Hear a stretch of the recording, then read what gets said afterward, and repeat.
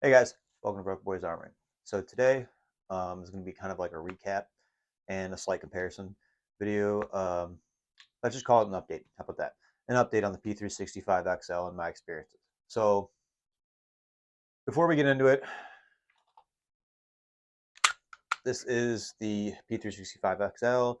I swapped out the grip module, as you can see, with a Wilson Combat. Real quick, the pros and cons.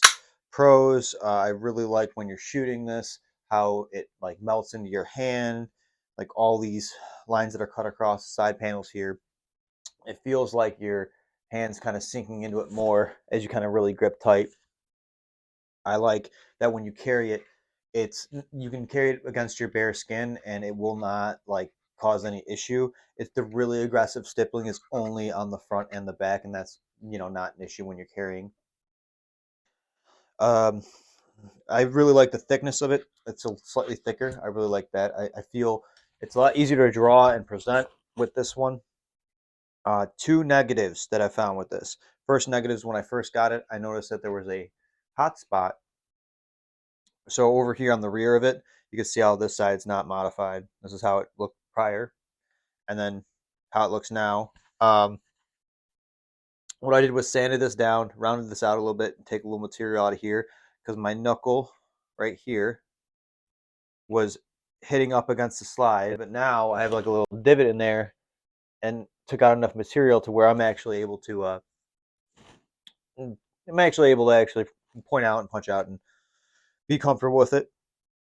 The other con is when I took the shooting the first 30 rounds or so, I was shooting low and I couldn't figure out why. And this is my normal grip, and if you notice something wrong with my normal grip, the pistol is dipping down a little bit because with this cutout here from my middle finger, I'm putting too much pressure on my middle finger.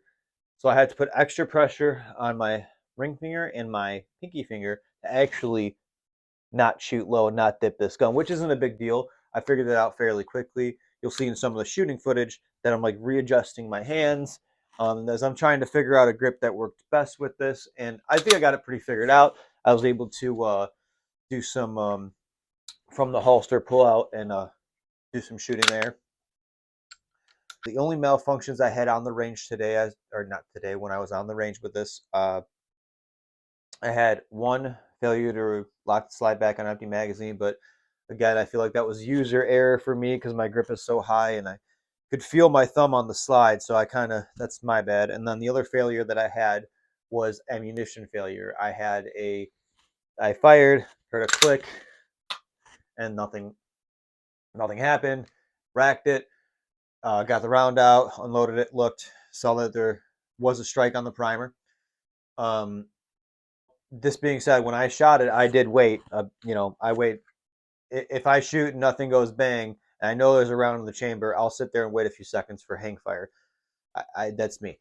But after all that, I put the round in the magazine, put it back in, racked it, and shot it, and it ran just fine. This gun ate everything. It ate 4-year-old hollow points, Hornady critical duty, even those 115 grains. I shot 124 grain Hornady critical duty. I shot 115 grain SIG P365 carry. Um, yeah, that's all the hollow points that I ran through here, and they ran all fine. They all ran fine, accurate, fine. Once I fixed that little dip down issue, and that's more of a comment on the grip module than the firearm itself. Um, I did prepare for this before I took this to the range because I had so many hot spots. I had that hot spot on it, and I liked the FDE. I went out and actually found one of these, the 6-hour P365 frames in FDE. So now if I do want to switch back, I can still have that two-tone look. But that's more of just a side note. So a quick comparison. So in this video, I'm going to roll in. You'll see here, I did a little comparison between the uh, micro dagger compensated and the P365 XL because they have the same barrel length, same sight radius. The slide on the micro dagger C1 is longer because it's compensated, but this will give you guys a good idea of how much muzzle flip to expect out of the P365 or even out of the dagger. I wanted to see like kind of direct comparison since they were in the kind of the same ball league, and I'm carrying both these guns, and I wanted to just kind of compare and see follow-up shots were faster. So you'll see me shooting there, but you'll also see is I did a You know, first I did 5 rounds on the steel plate, and that steel plate's I think it's like 8 inches, might be 10 inches round. It might be a 10-inch round plate, and I was shooting that at 10 yards. And I got 4 hits out of 5 with each of these for consecutive follow up, and they were both.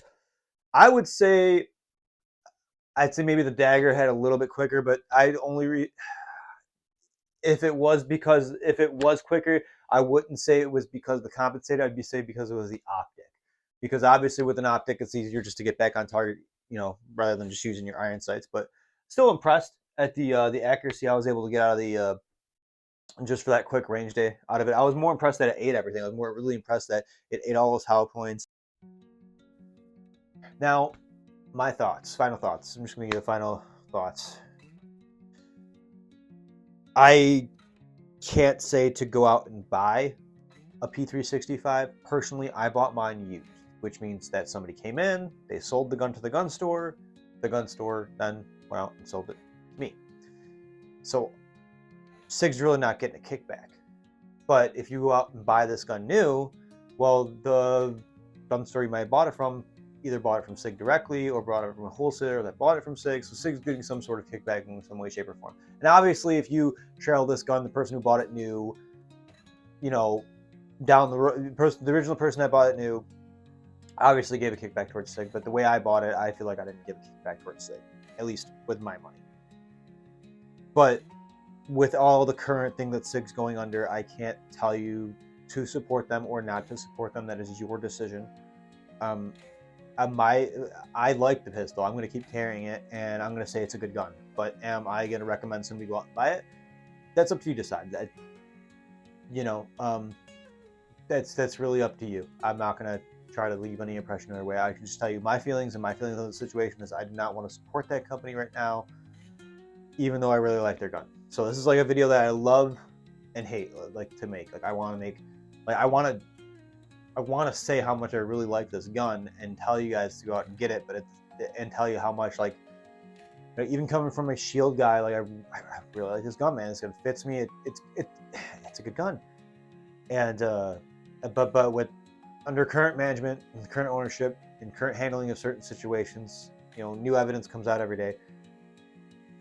That's up to you to decide. Do those who support SIG, good for you. Those who don't support SIG, good for you. I have, like I said, you know where I'm at. So that's all I got to say on the matter. I just felt like it was important to state that with the current conditions of the SIG climate. So,